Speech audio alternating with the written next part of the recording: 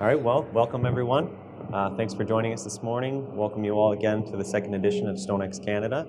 Pleased to have you all here with us. Thanks for your support of the show and your attendance. Of course, without all of you, this would not be possible. At Durusha Supply, we're very pleased to have the opportunity again to be the sponsor for the demo booth this year. We pride ourselves day in and day out of bringing the best products, newest innovation and technical support to the market. So this feels like second nature for us to sponsor this demo booth and offer this for you. There's an exciting lineup of demonstrations happening today, so please dip back through and check them all out. Talk some more about today's topic, adhesive, and the steps that we're going to hopefully educate you on that we go through on a daily basis with our customers to select the correct adhesive for various applications. Also, we have a fantastic in-booth giveaway. I'll just notify you guys about it. Any of you that are working with newest material in the market, porcelain and ultra compact, our sponsors have been very generous. We've put together an exceptional prize package valued at around $2,500. It's a complete startup kit, blades, polishing equipment, cut, coring, drilling, automation. So please come by, fill out a ballot. There's no charge. It's completely free. Love to see you by the booth after. So just a little bit more about Durusha Supply, just in case you're not aware of who we are and our background, our history. Yeah, founded in 1978. We're pleased to be celebrating our 40th anniversary this year. Durusha Supply, foundation of the stone industry. We have products for all materials on the market, and we cover the entire industry. So we have a very, very broad product line, over 7,500 products in stock, 7,500 SKUs, and over 250,000 products in stock. So no matter what your application is, no matter what part of the market, the stone industry that you're in, what segment, countertop, masonry, architectural, sandblast, monument, landscaping, tiling, industrial, we're sure to have the right products for you and be able to assist you the first time with all your technical support and needs. So again, my name is Matthew Davis. I'm the sales manager for the countertop market here in Ontario. And a gentleman to my left needs no introduction, Steve Guyman from 10X Veha USA. He's a regional sales manager, and we're really excited to get going with you here. So today's topic is selecting the proper adhesive for your stone projects. I'm going to start off with just a basic general definition. The concept here is to look at how simplified this is and really try to help you guys create or condition your mindset on changing the ways you go about thinking how to choose the right adhesive for your stone products. So an adhesive, also known as a glue, is any non-metallic substance applied to one surface or both surfaces of two separate items that binds them together and resists their separation. Sounds really simple, sounds really straightforward. We're going to go through the complete basic criteria that we go through to get you on the right track to make sure that your investment is spent correctly the first time. Steve's going to take you through a breakdown of a cost analysis that most shops go through based on the materials, the consumables, and what percentage adhesive equates to in your shop out of pocket, but how it could cost you so much more if we don't handle it the first time the right way. So key reasons why we use adhesives, pretty straightforward. Cost effectiveness of any mechanical process. It allows us to take multiple pieces, bind them together, make a greater structure. Ability to bind different materials together. So we're going to have different substrates. We're going to have different materials in the market. Important for architectural design, structural reasons to put them together, and distribute stress more efficiently across the joint. This comes into more structural-based adhesives. Dangers of using adhesives. Obviously, we could have failure to wrong adhesion selection.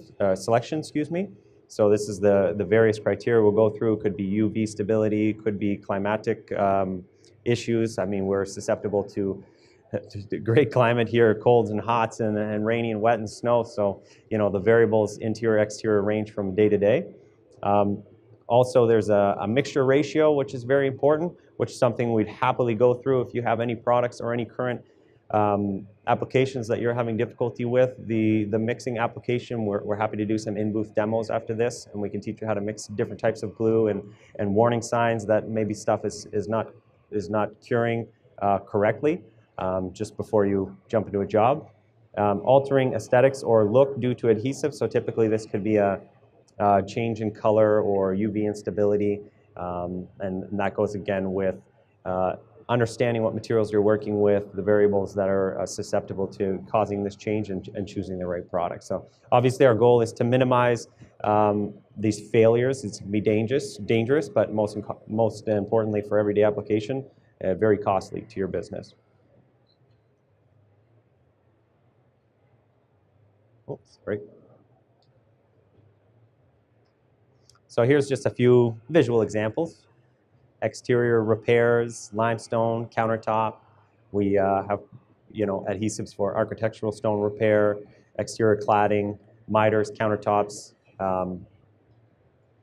Just all very different, all very similar in the fact that we're bonding multiple pieces together, but all very different based on the variables that each one are susceptible to. So maybe I'll pass this over to Steve, and he can start taking us through the key considerations. Excellent. Thanks, Matt. So, as Matt talked about, we want to select the right adhesive for the right job, the right tool for the right job. So, I'm just going to quickly go through, and I am going to go through them a little bit quickly, but every one of them is very important on all the considerations that you're going to use when selecting an adhesive. Number one, adhesion strength. How strong does the glue need to be? Right? If we're doing something as simple as a countertop and we're just laminating 2-3 cm pieces together, there's no structure involved in there. There's no stress involved in it. We really don't need a super strong adhesive for something like that, as opposed to putting a full 3 cm slab on the side of a building. It probably has to be pretty strong. So that's one consideration. Look at adhesion strength. Look at water resistance. Is this going to be outside? Is it going to be inside? Is it going to be a wet application? Is it going to be by a pool, by a sink? So think about the water resistance, heat resistance, staining tendency. Excuse me. Is this going to be by a fireplace? Or is this going to be in a bathroom? Is it going to be stained very easily, or in a kitchen application where you're doing food prep? UV color stability. There's a good one. Is this going outside? And one of the biggest trends I think we see today is people building their outdoor kitchens. And so it's adhesive, the rock, the glue, whatever, it's going to be sitting out in the sun. So what's it going to do? Is it going to break down? Is it going to change color? Cure speed. This is the big one, right? Because anybody who's ever installed, they want out of there quick. We want it to cure in 5 minutes. Well, maybe not. Just go on the side of a building, we might want to wait a little longer than 5 minutes for a glue, because cure time is correlated to strength. So sometimes the quick stuff is not as strong as it needs to be. Coloring, ease of tinting. It has to be able to accept color well if you need to color match this certain stone, because sometimes if you put too much color in it, it's never going to cure. So you want something that's going to be able to take the minimal amount of color that you need, and it's still going to be able to cure, still going to be able to mix, still be as strong. Long-term durability. I mean, that's a big one, right? We need this stuff to last. Sometimes you want it to actually break easily. So you look at those durability things. Viscosity, there's the big thing.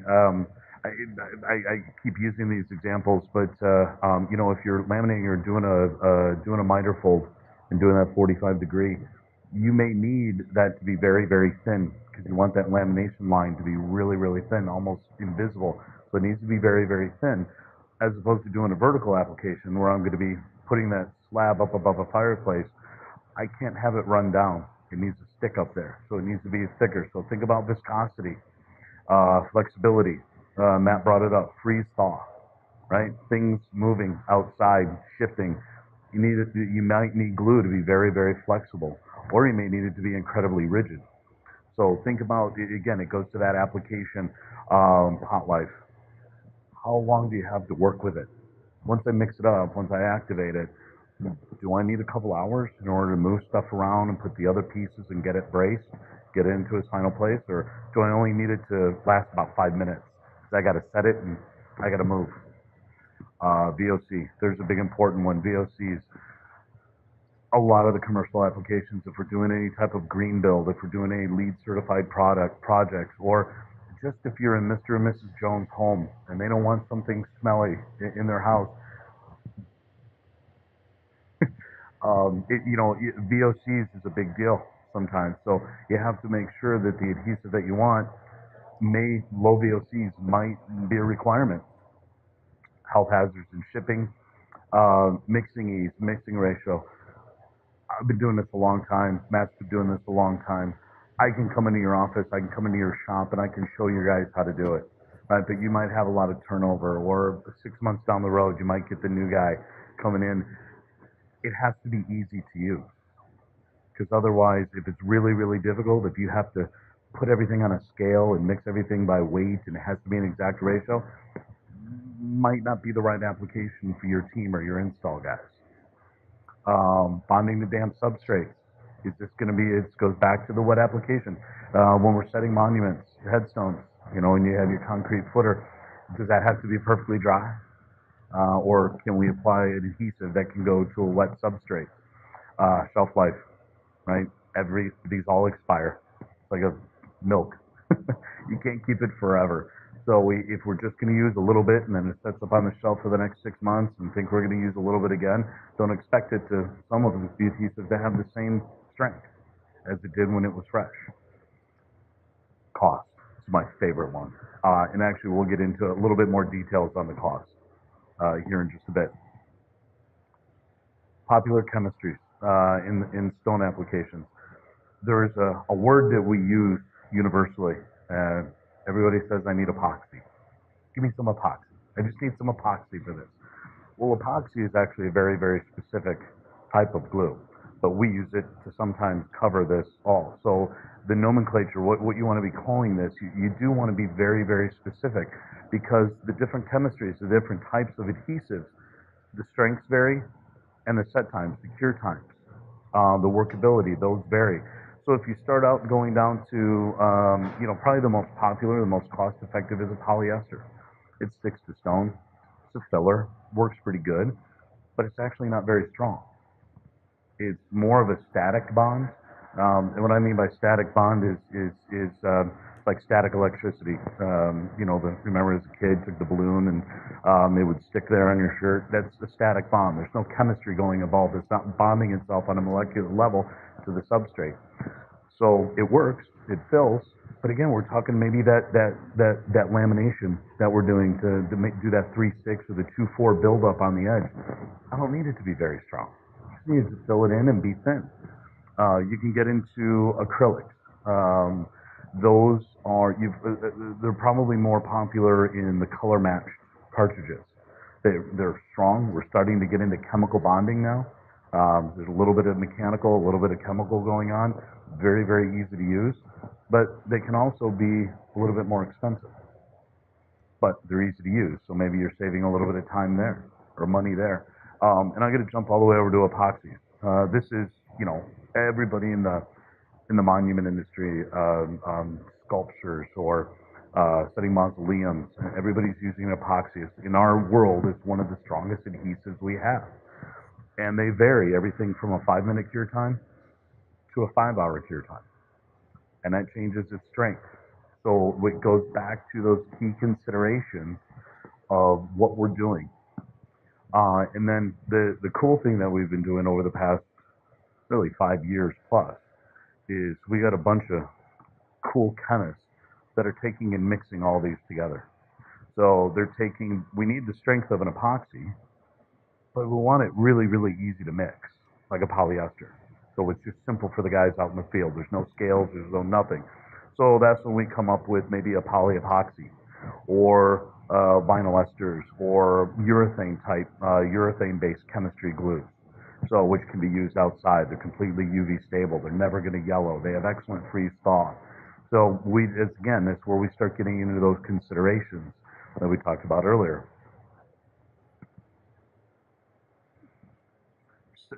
We'll just kind of run through just real quickly. These are kind of the summary of the adhesives.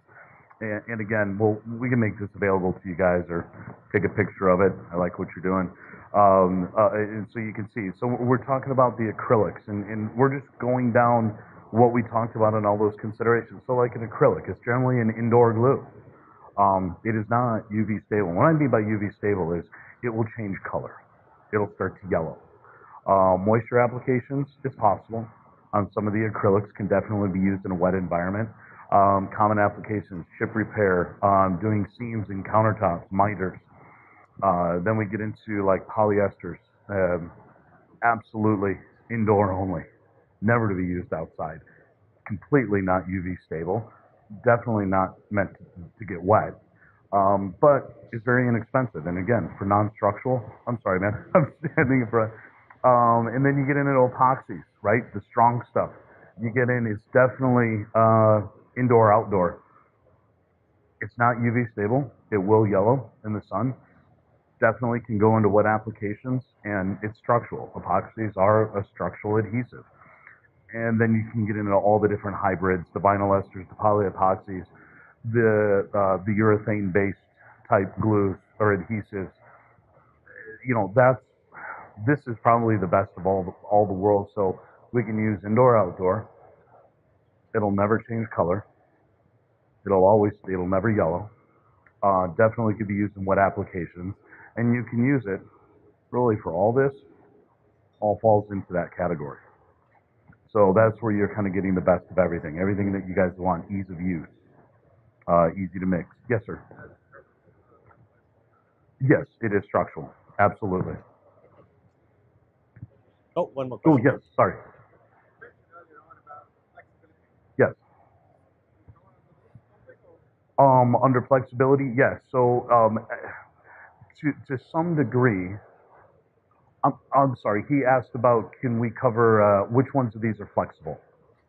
Yeah. Yeah. What of all of these? So, if you were to rank these on kind of a scale of the least to the most, your polyesters are going to be about your least flexible. They're brittle. Where you can go into epoxies are very, very flexible. Excellent freeze thaw. I mean, we use them in sculptures and mausoleums and putting them together, things that heave and move. So epoxies are very flexible. I'm sorry? It can be a rigid material, and it can also, in our world, in an adhesive world, we want it actually to be a little bit flexible. And what I mean by flexible, I don't mean like silicone, type flexibility, but that's good. It just Absorption. means that it'll move a little bit. Absolutely, it Yeah. can take some movement. Impacts, it can absorb impacts, and then you start getting into these. Yes, ma'am.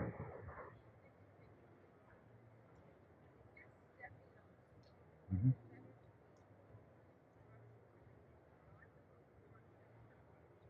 It's a great question. So her question was, if you're stepping on a stone, should it be a very, very rigid, or should it have some flexibility? So my question back to that is, what's underneath the stone? Is what's under the stone flexible? Is that going to move? If it's outside, is that going to heave? Is that going to have some freeze thaw? So the answer to that question would be absolutely. You want it to have some flex. I'm sorry. If it's a cement base, so and I'll even go further. Does that cement go below the freeze line? So is it a full foundation going 42 inches or 36 inches under the ground? Because if it's still within the freeze line, that cement's still going to move. So maybe we want that step to move a little bit. If you've ever seen, and you guys have probably all done it, like the big steps that are going up to I don't know, a library or a museum, and you see those big gaps in the middle. That's actually a urethane-based chemistry, which is incredibly flexible. It never shrinks, and it never changes color. So we want them to move.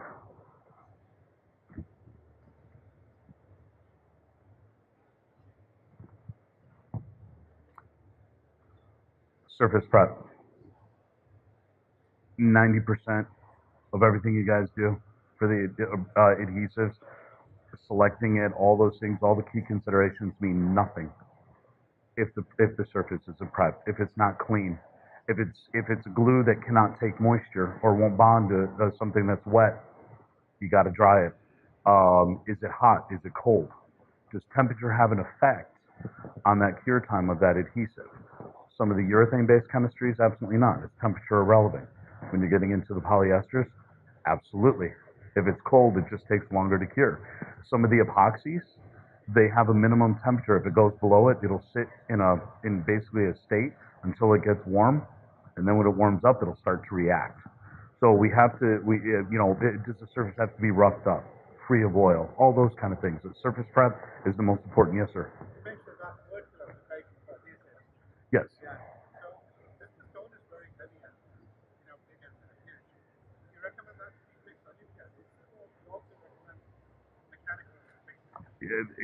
that is his question was, is if we got a big heavy stone, we're putting it on a vertical surface, will we just rely on the glue or should we mechanically fasten it? So I'll answer that in two different ways. If it's a commercial application, ask 100 questions to the architect and to the engineer who spec that stone to go on that rock or to go on that wall. Go with and if they do it, and we all have been doing this for so many years, question it. Say, you know what? I've been doing this a long time. That needs some mechanical fastening. The glue's going to work, but you really want it to have, it will be much safer if we do some mechanical fastening as well. Mm-hmm. So, in kind of the moral of all this, we want to ask questions. Use your experience, but also use what an architect or an engineer has spec'd. And if he hasn't spec'd anything, make them. Because that all calls on you guys.